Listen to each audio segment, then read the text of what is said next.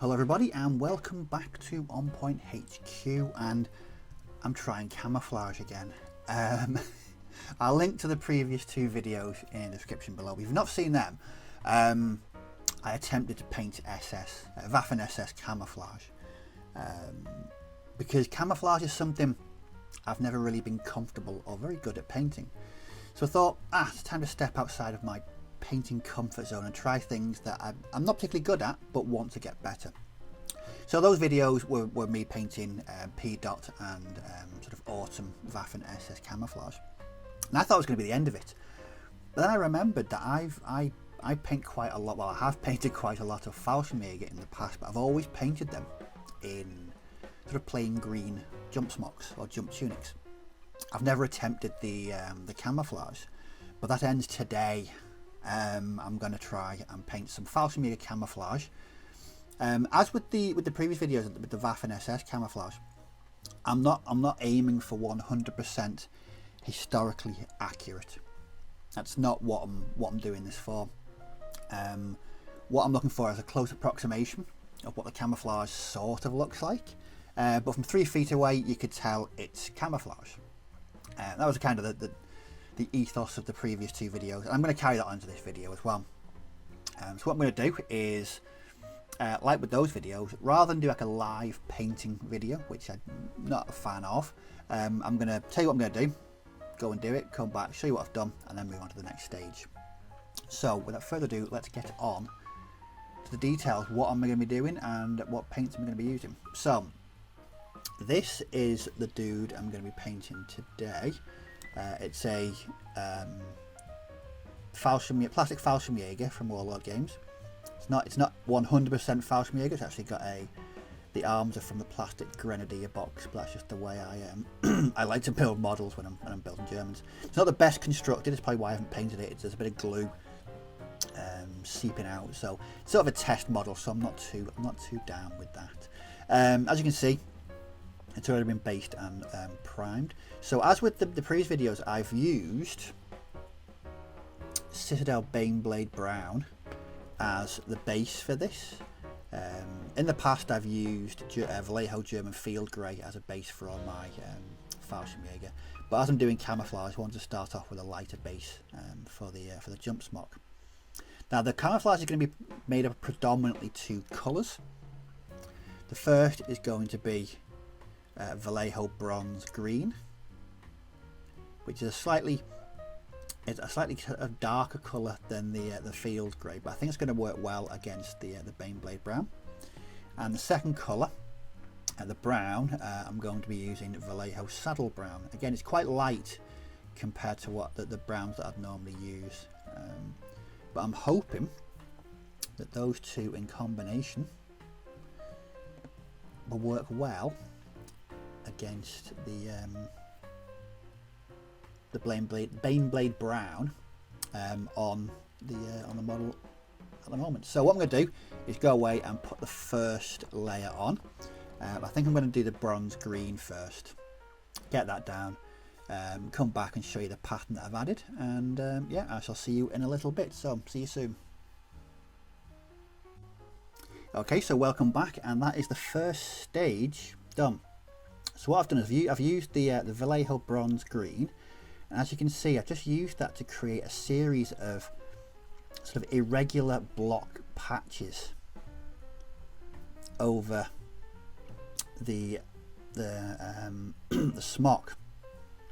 It's a bit different to the way that I did the Waffen SS, where it was largely sort of irregular splodges. I wanted these to have some sharp edges, some sharp lines. From looking at the reference material, a lot of the Fallschirmjager camouflage patterns have that really distinctive sharp edge to them.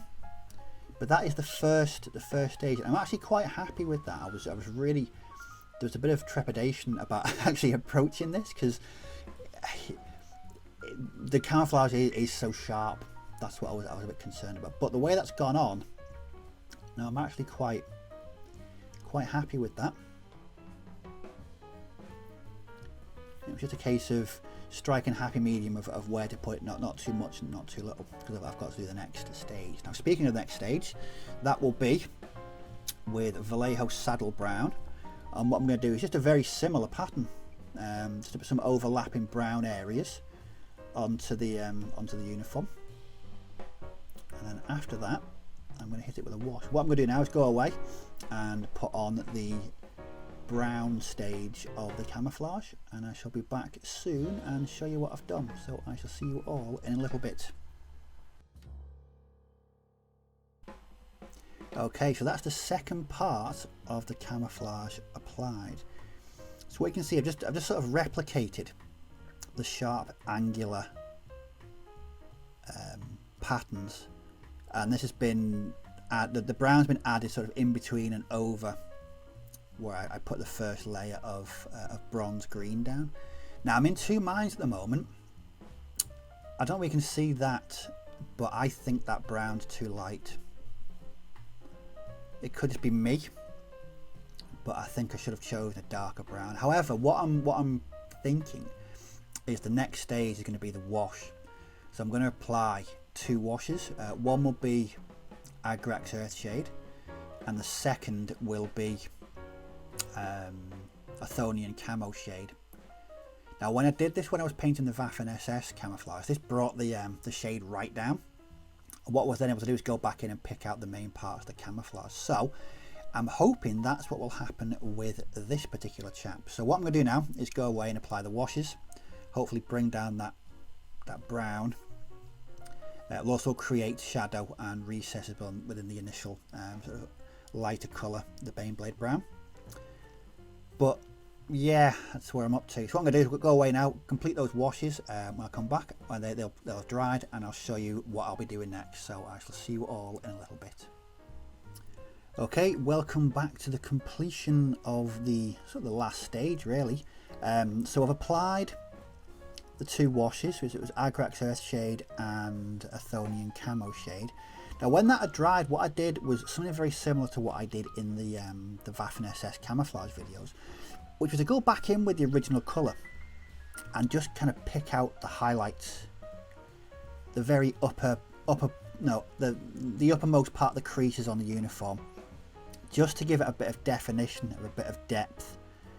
And as you can see, that the wash has brought the brown right down. So I'm quite happy about that, because I did think it was looking a bit too stark, a bit too bright.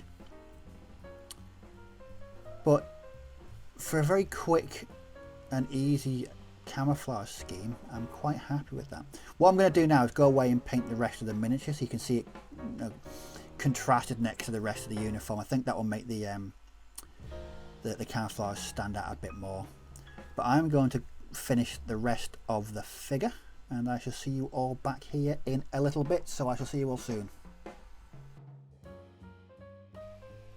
Hello and welcome to the completed figure.